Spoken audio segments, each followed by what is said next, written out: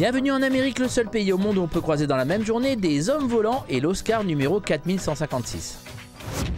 Cette semaine dans Rendez-vous d'Amérique, les incroyables danseurs virevoltants d'Hervé Koubi et un dernier point sur les Oscars en version française. Mais d'abord, les news.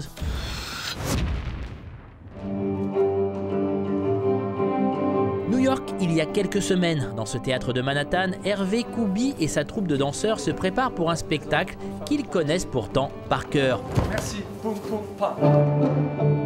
Ce soir, ils donneront la 400e représentation de leur ballet intitulé « Ce que le jour doit à la nuit ». Un triomphe mondial puisqu'ils l'ont dansé dans le monde entier et le parfait résumé de la carrière d'un chorégraphe pas comme les autres aux influences on ne peut plus méditerranéennes. Ce que le jour doit à la nuit était un titre parfait pour parler de ma petite histoire, mais plus généralement de la grande histoire du bassin méditerranéen, d'une histoire commune, de notre histoire. Mon père est d'origine israélite, juive, ma mère d'origine musulmane. Moi, je me sens français, mais c'est une belle question d'ailleurs, se dire qu'est-ce que c'est de se sentir français. Mais au moment où j'ai découvert à 25 ans quelles étaient mes origines, il fallait à un moment donné que j'aille un jour ou l'autre en Algérie, rencontrer ce pays-là, aller voir ce que j'allais pouvoir y retrouver peut-être. Et puis, comme j'étais chorégraphe, il fallait que je rencontre des danseurs. Et les danseurs qui travaillent avec moi sont des danseurs que je suis allé recruter, rencontrer en Algérie et puis après au Maroc jusqu'au Burkina Faso. Mohamed essaie d'être bien clair. Des danseurs africains et nord-africains qui commencent à bien connaître l'Amérique, puisque la troupe a présenté ce spectacle plus de 60 fois déjà aux États-Unis. Un succès nord-américain que Koubi explique par l'universalité de la troupe et du spectacle. Je crois que ça touche peut-être le public américain parce que tout simplement par sa propre histoire. Les Américains sont des migrants finalement à travers les siècles. Je ne parle pas un autre langage finalement, je ne parle pas d'une histoire qui était complètement étrangère à ce que vivent chacun d'entre nous en France, mais aussi en Amérique et même ailleurs. Ce soir-là, dans ce théâtre new-yorkais, la troupe d'Hervé Koubi effectuera une performance parfaite.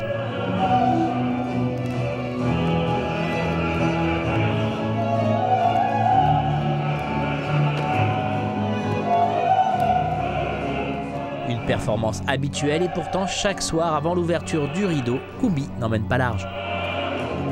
J'ai le trac à chaque levée de rideau, même si ça ne sert à rien puisque je ne danse pas.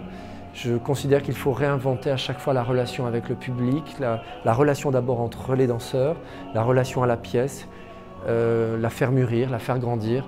Je préfère souvent me comparer d'ailleurs à un jardinier plutôt qu'à un chorégraphe. J'aime bien cette idée-là. Donc oui, on a toujours le même jardin. Mais oui, on a un matériel vivant et oui, le jardin va être changeant, même si peut-être le sens est le même, les essences sont les mêmes. Et là, ça devient passionnant. Mon métier devient absolument passionnant quand on l'envisage comme ça. Mais c'est ce qui fait qu'en tout cas, bah ouais, du coup, j'ai le trac à chaque fois parce que est-ce que les fleurs vont être aussi belles à chaque fois? Est-ce que, je sais pas, est-ce qu'il n'y aura pas une tempête qui va me saccager ça et ça? Voilà. Non, voilà, mais c'est ça qui est bien. C'est ça qui est bien. Ne vous en faites pas, cher Hervé Koubi, la balade dans votre jardin est l'une des plus agréables pour les amateurs de danse.